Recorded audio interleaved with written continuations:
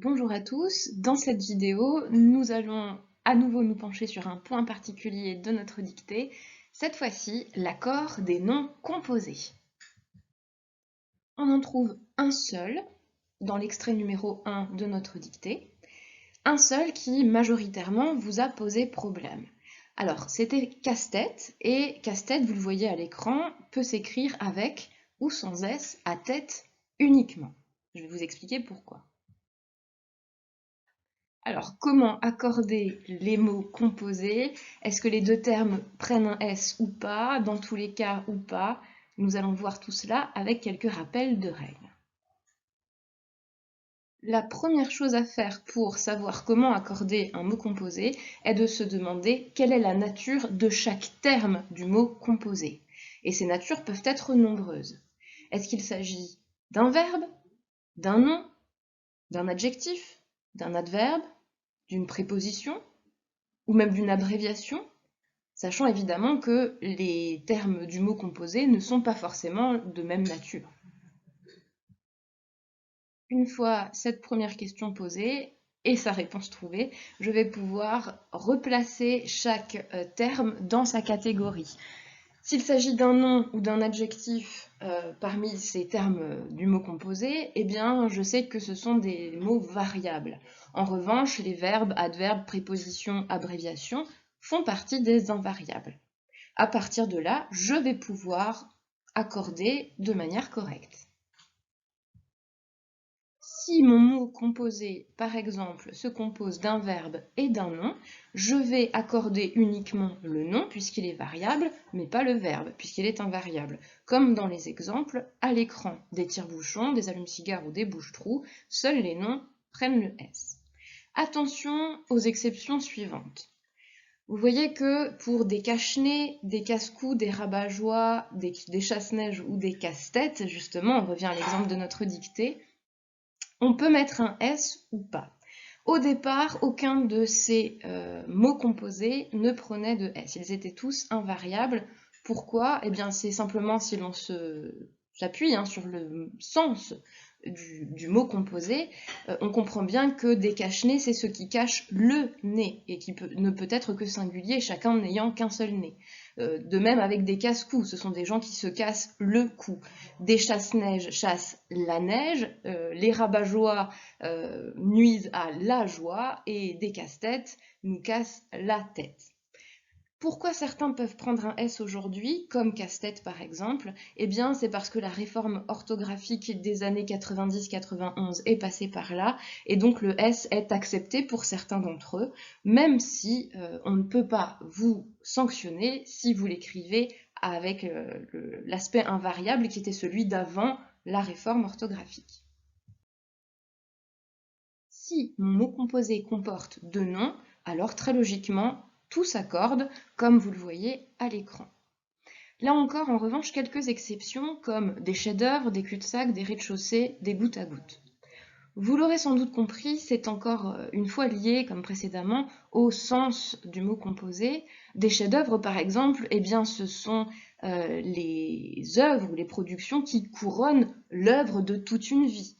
Les cul-de-sac, eh bien, on est dans le fond du sac, et ainsi de suite pour des rez-de-chaussée, des gouttes à gouttes. Vous remarquerez aussi que goutte à goutte, eh bien, puisque c'est une goutte après une goutte, aucun des termes ne s'accorde, pas même goutte, alors que ce sont bien des noms.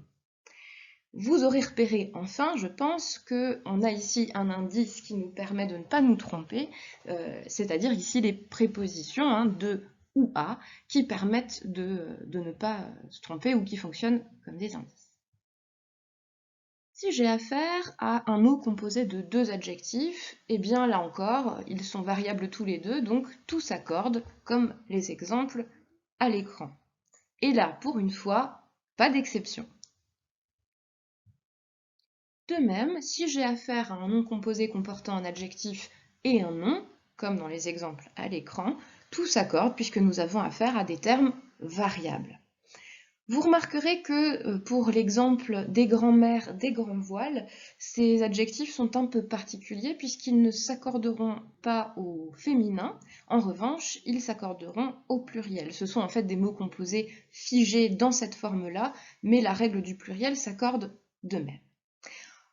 De même avec franc, hein, par exemple dans l'exemple des francs-maçons, par exemple.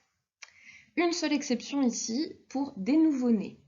Alors on accorde bien né, en revanche on n'accorde pas nouveau, puisqu'ici en fait nouveau, bien qu'il soit comme l'adjectif, a un sens d'adverbe. Il faut comprendre des nouvellement nés, voilà pourquoi il est considéré comme invariable ici.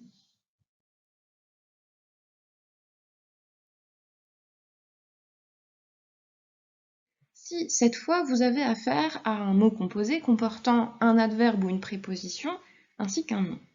Eh bien, en toute logique, l'adverbe ou la préposition étant invariable, seul le nom va porter la marque du pluriel, comme les exemples que vous voyez ici, des après-ski, des bien-aimés, des sous-sols ou encore des avant-gardes.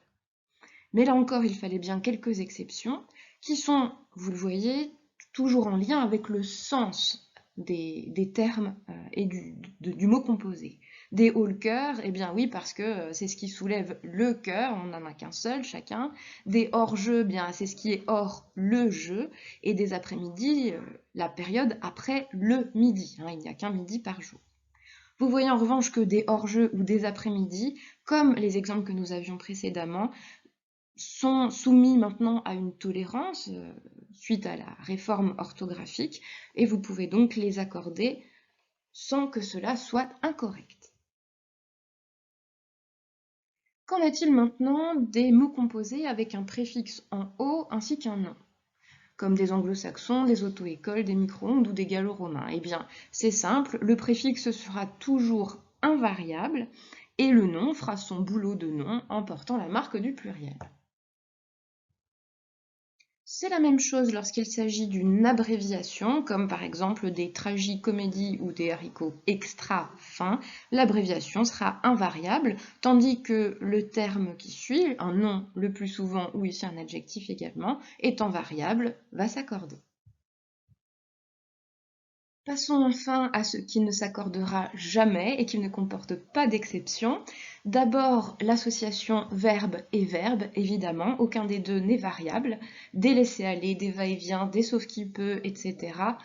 Ne vous posez pas de questions, pas d'accord à imaginer. Il en va de même pour les expressions ou locutions figées.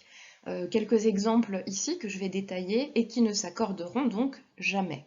Des je ne sais quoi, c'est une expression très française, hein, souvent utilisée telle qu'elle même dans des langues étrangères, qui date du XVIIe, elle était très célèbre au XVIIe, et c'est ainsi qu'on qualifiait ce charme indéfinissable qui fait l'esthétique d'une œuvre, le style d'un auteur, hein, le charme d'une œuvre dans quelque domaine artistique que ce soit. Des m'as-tu vu, hein, pour parler de gens qui aiment se faire remarquer, des oui-dire, c'est-à-dire des rumeurs, des solilès. Le solilès, ce sont deux petits morceaux de chair dans la volaille qui sont très goûtus. Ce serait donc sot que de l'y laisser. Et des va-tout, hein, c'est dans les jeux de cartes, un peu comme au poker quand on fait tapis, hein, c'est-à-dire qu'on joue tout l'argent qu'on peut miser. Vous voyez que va-tout a été lui aussi modernisé par la réforme orthographique, donc entre parenthèses, vous trouverez les deux orthographes possibles, invariable mais sans tiret, et prenant la marque du pluriel. Voilà, vous savez l'essentiel concernant l'accord des mots composés. Maintenant, il n'y a plus qu'à se poser les bonnes questions et faire les bons repérages quand vous aurez à en accorder un dans vos propres textes. À bientôt pour un autre point de grammaire.